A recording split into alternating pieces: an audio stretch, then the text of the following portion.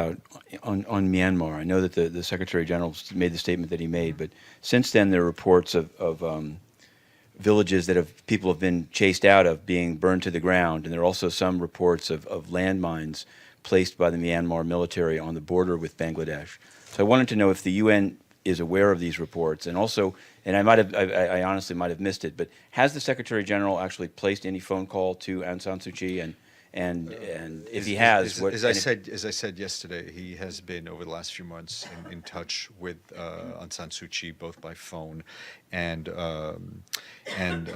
through correspondence. We've seen the reports. We're obviously extremely concerned about the reports of continued violence, especially violence that targets civilians.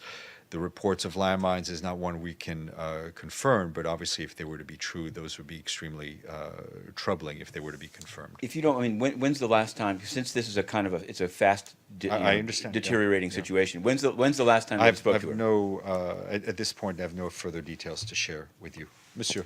Yeah, thank you. On Togo, you told us the last time that Ibn Jabba is supposed to be in the country, were expecting to travel to the country. Is there any update? Because the situation Yes, is Mr. Chambas is currently in Togo,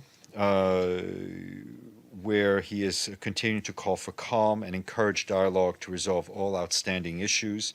He's holding consultations with the president, and he's also meeting as well with representatives of political opposition, the diplomatic corps, and civil society. He's also reiterating the UN's commitment to continue to provide support as required ahead of the legislative and local elections in 2018, and to ensure those elections are conducted in a peaceful, open, and credible way. I want to know that in Tanzania, the major opposition leader has been shot. And I'd ask you, during the time that there were no briefings, I'd asked you in writing about the burning down the opposition headquarters. And I'm just wondering, seems I'm not necessarily saying the two are connected, but is the UN aware that a major opposition leader in Tanzania was subject to a gun attack, and what? The UN may very well be aware. I'm sure the UN country team is aware. I personally had not seen those reports this morning, but we'll look into it. Okay. And I wanted to I mean, you gave this on Kenya, obviously the drought readout, but as I'm sure you know, beyond what you emailed after the Secretary General's stakeout, the election results were thrown out, and now there's an enormous fight around the Electoral Commission. And given that there's one on hiatus UNDPA staffer on the commission, and given that a person being now ousted from the commission was a former UNDP staffer, there are many people in Kenya wondering if the UN is in fact impartial in this case. What is the UN's view of the Electoral Commission dispute? And is Ms. Rosalind Akambe still on? She's still on special leave. I think the ruling of the Supreme Court is something we've taken note of. I think the Secretary General, in an interview that he did yesterday, I think said it was a sign of democracy, of the process. From the beginning, I think we have been calling on parties who had grievances to follow the legal pathways. That has happened. It is now up to the Kenyans and the established procedures to be followed. So I mean, just because, as you may have seen, the President Kenyatta of Kenya has called the head of the Supreme Court a crook, and said that if he wins on a second term, he will, quote, take care of the court. So does that, I didn't see this interview, but is that in keeping with the Secretary General's saying that everyone is following the legal procedure? That would not be. Okay.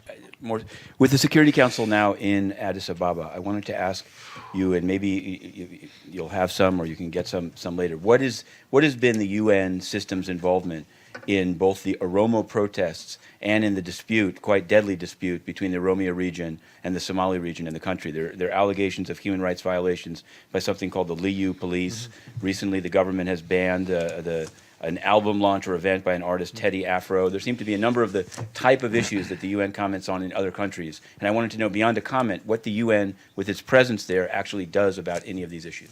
Well, first of all, the UN's main presence in Ethiopia is as a regional hub. I mean, it's Economic Commission for Africa. It is not meant as a headquarters for Ethiopia.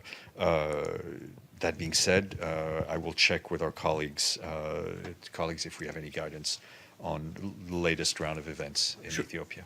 And I wanted to ask you, I've asked you this before, and again, I'm definitely for free speech, but I want to understand what the role of Jeffrey Sachs is with the UN system. Is he still a special advisor? I think he continues to be a special advisor. I know he continues to be a special advisor, but obviously that is only in specific when he's here. He continues to hold that role, which is $1 a year role. But I've heard that you say that when he speaks within the realm of or the circle of his. Well, what's the issue is he's payday recently here? said regarding immigration, quote, Trump is a sociopath, period. And many people believe that, but I guess I just want to know if someone who is a self-described and on his profile links himself so. I will obviously be happy for you to share where those comments were made, and it goes to. It doesn't need to be said, but it will be said that obviously the Secretary General doesn't share that opinion.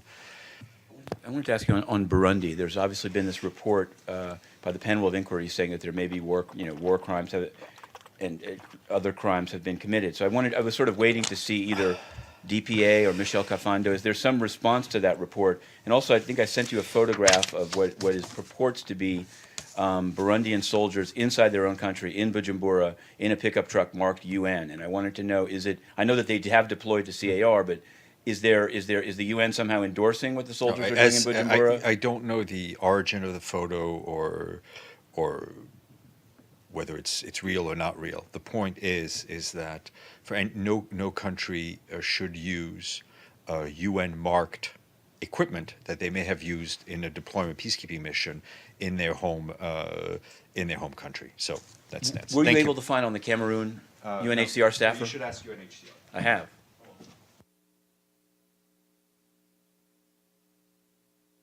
Find on the Cameroon UNHCR staffer? You should ask UNHCR. I have. Then that's good. No answer. So I guess they are.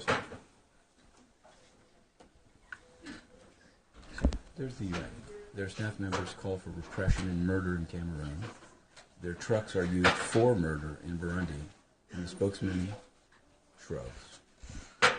Okay, we end as we began. No answers and censorship. This very gentleman, Mr. Stephane Dujarric, had Intercity Press thrown out of the UN, not only of this room, but of the UN, for covering a meeting in this room, the public UN press briefing room, by the UN Correspondents Association. We said we would cover it because they had taken funds, wittingly or unwittingly, from Aung Lap Sang, now convicted UN bribery convict, through South News. And for periscoping with this very phone, the UN evicted Intercity Press and has restricted it to 18 months, as was shown to this morning, to a minder, as other journalists had asked no questions here today of the UN, because either they love the UN or that's just not how they do it, walked freely by without minders. Intercity Press had fully 3 minders and was told at one point it could not leave the stakeout and go cover, ironically, a UN meeting about fake news. Fake news indeed.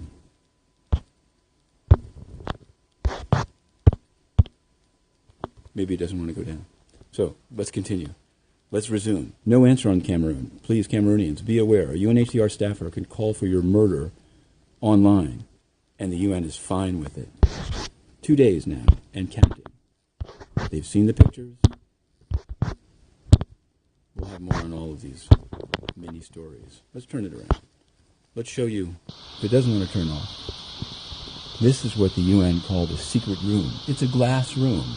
When you stand up in it, or even sit in it, you're entirely visible. But the UN said it's a secret room. The UN